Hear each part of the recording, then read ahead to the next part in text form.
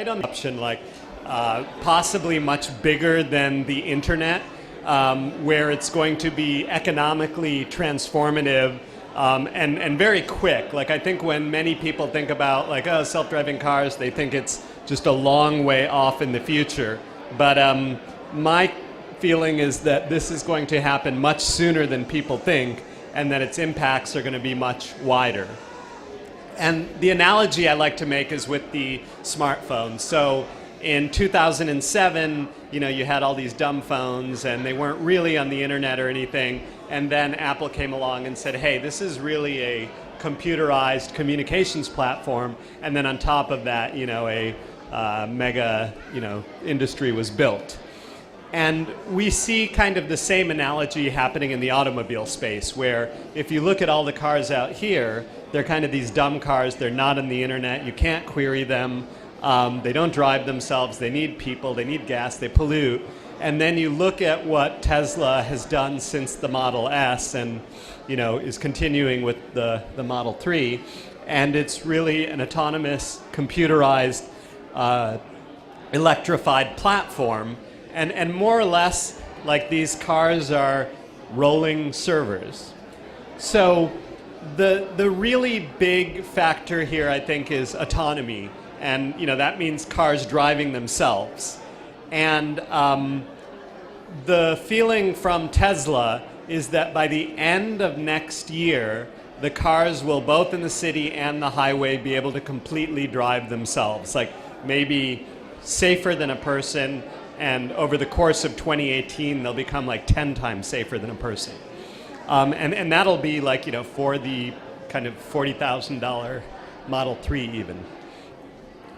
And if you look at autonomy, what that is basically a ton of sensors on the car, radar, cameras, sonar, and in some cases LiDAR, but not on the Teslas. And basically the chip processing power is getting so powerful that now you can start recognizing things in real time, and every single thing you can see, you can classify it, so the cars, will be able to in the future avoid accidents and get out of the way, and they already stop when people in front of you stop, and they already steer themselves.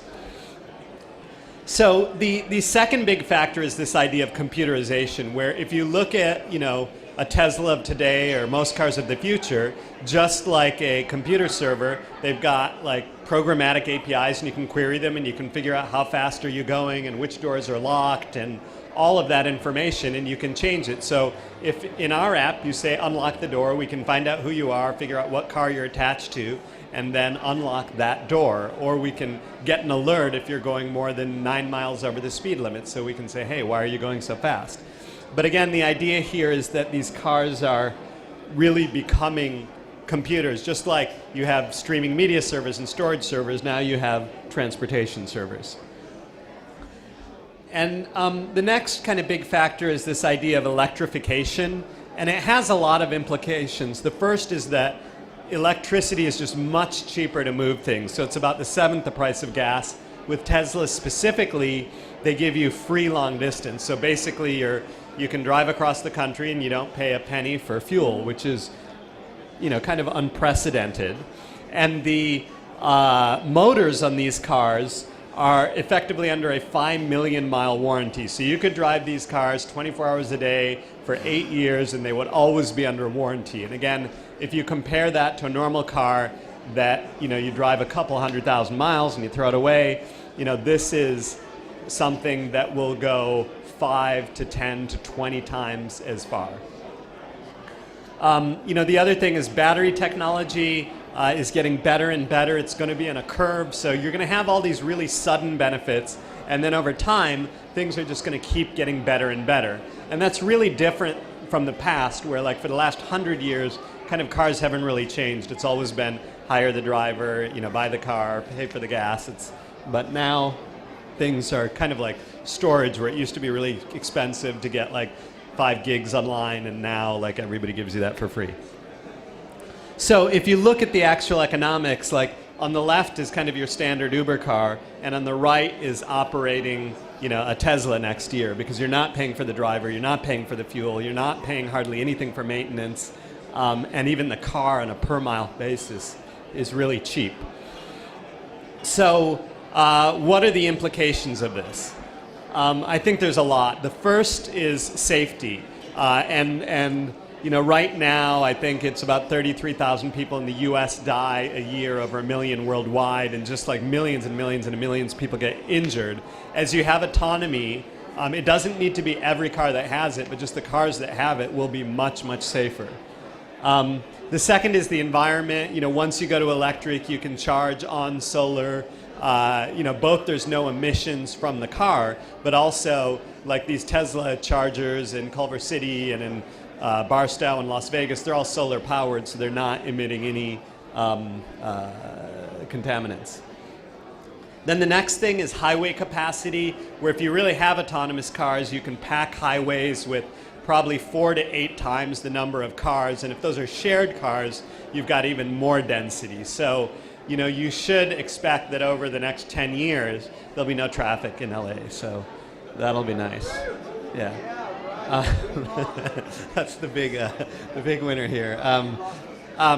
Driving speeds, once again, you go autonomous, like all these HOV lanes or these like fast track lanes could be converted to autonomous lanes, and once you're autonomous, you can start going really fast, very safely.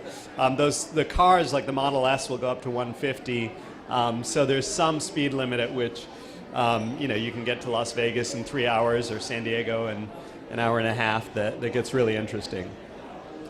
And then when you kind of combine all this, I think what is inevitably going to happen, and my guess is I think it started with Uber, where instead of having a car, you use your app and you get kind of this car as a service. But I think that's going to expand and expand. And as soon as you don't need drivers to move the cars around, that should become the prevalent way. And what that means is just that, when somebody buys a car now, they use it for about a 10th or a 20th of the total amount of time. So in this mode, you're just paying for the time that you use it. So the cost of car utilization is going to come way down by like 5x. So most people now spend 13% of their income on cars, and it's maybe $200 to $500 a month. That'll come way down. And again, the timeline is fast. Almost like Tesla, I think is 2 to 3 to 4 years ahead of the market, but almost everybody will have autonomous cars by 2020 that are available. And I think once the Model 3 comes out in 2018, it will be really hard for a high-end manufacturer to sell a car that doesn't drive itself, just because people will be like, well, why can I get this $35,000 car that drives anywhere and yours doesn't? So, so again, the costs, like for 100 years, have not changed. You're going to have this step function, first on highway driving, where autonomy works, and then in city driving, and then it's going to keep coming down. And I actually think transportation will trend towards free, just like storage is. So maybe in the worst case, like you get in a car and you can go somewhere for free, but they just spam you with ads. And then this will have a lot of implications on other industries. So, for example, the taxi industry, which I think is the first that has already been under major duress, where like Yellow Cab in San Francisco went bankrupt very recently. Uber says it's 2030 till they're fully autonomous, which to me seems like a strangely long way off.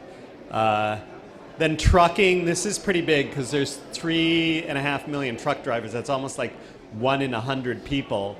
And this is just ripe for automation. Now, I think what happens is, like, you don't just get totally unmanned trucks. What you get is people who are in the trucks who don't need to drive, and they're kind of like babysitters.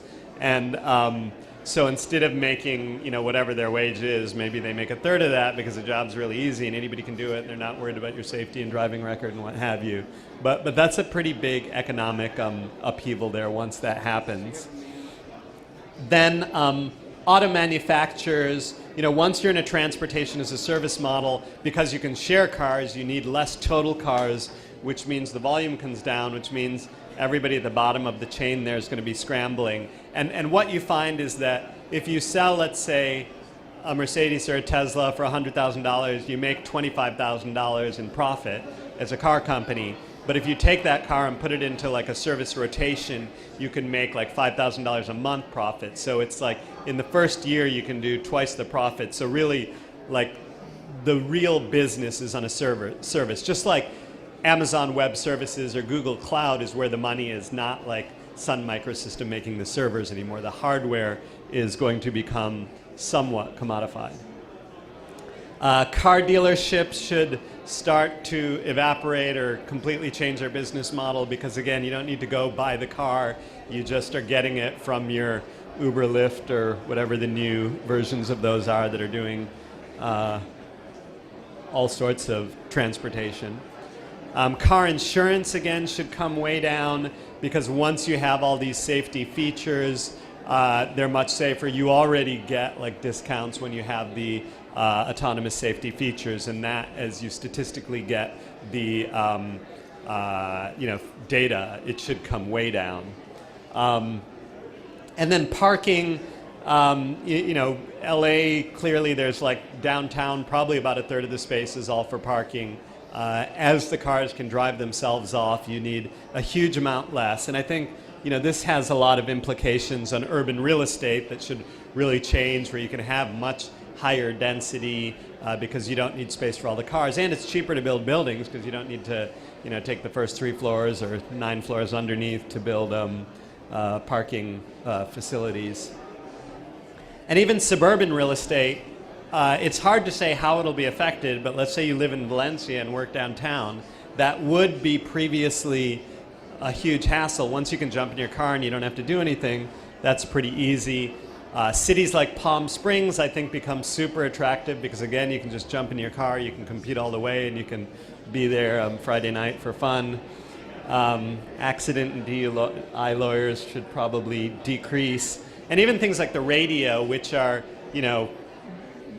their bread and butter is people in cars listening. Like once you can start Facebooking and watching YouTube, they may be in for a shock. So I think any company is going to have this affect them, just like the internet affected everything. I think transportation as a service, autonomy, electrification is going to affect every company. It's going to change how they structure their employees, how they move, and maybe even their product offerings. So that's it. My company's Tesloop, and we provide transportation like an airplane or a bus line to Las Vegas from LA and Orange County. If you want some coupons, I can give them to you. And if anybody has any questions, I'd be happy to answer them. Yes? What's your timeline on some of these major economic impacts? You've done a big study about, in total, all the things that have happened, what does it do to the economy? Yeah, so like Morgan Stanley says that transportation as a service is a $10 trillion industry and effectively the biggest industry. And I think when you look at them, they're kind of thinking it's like a 10-year horizon to convert. But like I think by 2030, everybody feels we're like fully into it. And some people think by like 2020, it's very significant economic effects. And I think that will happen because I think there will be services that, even though they're small, like for somebody who uses them, they're really powerful. So my feeling is like in 5 years, it starts, and in 15 years, it's like the transition's done. Yeah. Tesla kind of leapfrogged Google in terms of Yeah. the technology and Yeah. although I heard somewhat recently that they pulled back some of autopilot or certain speed limits. Yeah, they pulled back very little. It was like, in city streets where you're not supposed to use it, you have to go like only 5 miles over the speed limit, so it's tiny. I mean, what happened is Google made a philosophical decision that humans can't be trusted to take over, and Tesla said no, they can be, which means they fully rolled out, and Google's like waiting. So it's like philosophy. Okay, thank you. If anybody has any questions, happy to answer them. Thank you.